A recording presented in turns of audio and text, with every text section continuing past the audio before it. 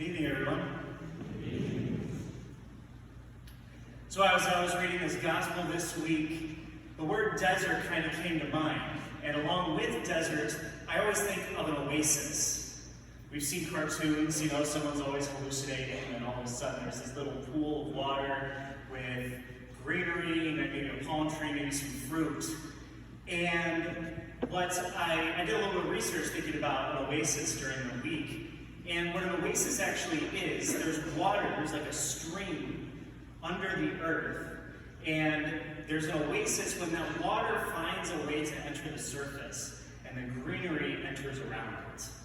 So this oasis, this is what the image I would like for us to think about.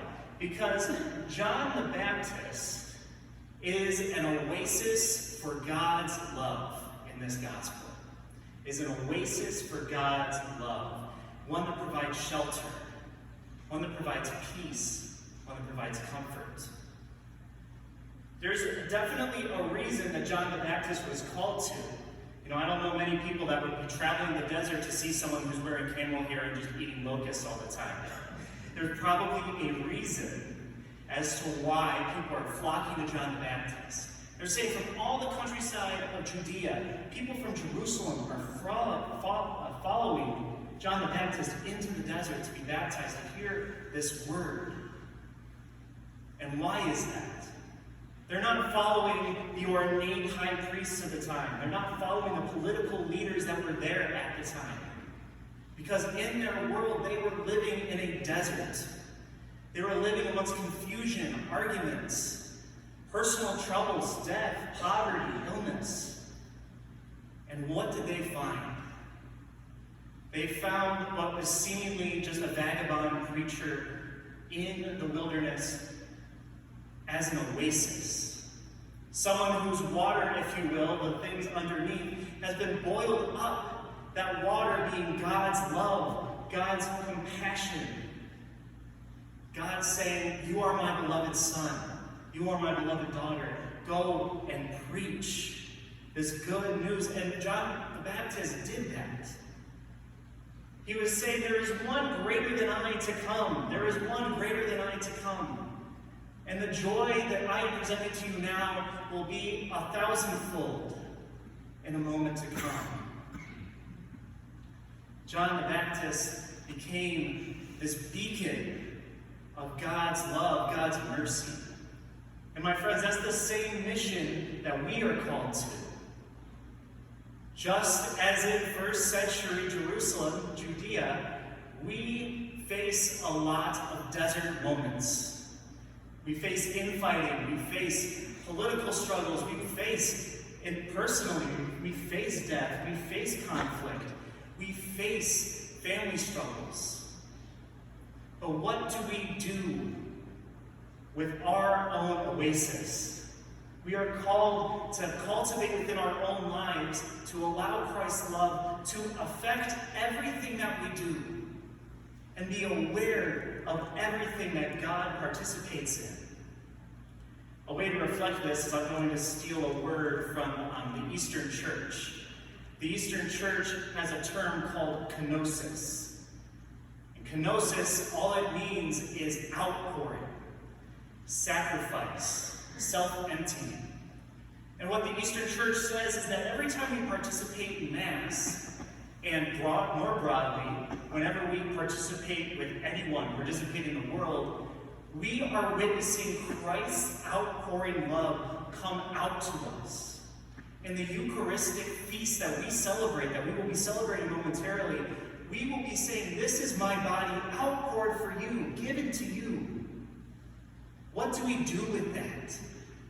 How do we allow that outpouring, that kenosis, to affect us in such a way that all the trials of our life, though they may not go away, Christ is there. Christ enters that part of your heart, outpours. So as you outpour to other people, as you outpour in your vocation, it's God there. It's not just your own mission to go upon. It's Christ's mission. It's Christ working through you. Just as John the Baptist did. John the Baptist did not say, hey, look how cool I am. See all the locusts I've eaten? Like, he didn't do that. His life was for Christ. His mission was to proclaim Christ. He's saying, one greater than I is coming. And that's what our mentality should be as well. And I know immediately some of the thoughts that I have as well being challenged by this thought, because it is challenging. It is hard to lose control of all the things that might be in our lives and allow the Lord into them. And we might be saying, well, I come to Sunday Mass and I let Father Tom just kind of guide me and tell me what I should do and kind of guide me in how I should pray and how I should do this. But our call into holiness, our call into being an oasis, is connecting with God. And as a unique child of God, is one that has a particular vocation, a particular gift that no one else has. Your call is to communicate in relationship with God and saying, Lord, I am your beloved child. How in my life right now, how in my life as a mother, how is my life as a father, a teacher, a lawyer, what have you, how are those different parts of my life calling to glorify your name? How is my heart saying, behold the Lamb of God, behold the Lamb of God in my life? That is our mission. Our mission is to rely on Christ in every facet, to let Christ's steps be our steps, and his breath our breath. Because again, we don't come to Sunday Mass just to check off a box. We come here to continue to allow the Lord to impact us in such a way that when we leave those doors, we do not leave as a Julie or as a Nancy or as a Brandon. We leave as Christ within us. So as we leave today, I want you to think about any interaction that you can have as basic as saying hi to a stranger, consoling a loved one, and recognizing that Christ is in that moment, in that small moment. Because Christ's love is what gets us through these trying times within our own life. And he becomes a testimony into how his love prevails through all things. So my friends, let us be an oasis for God.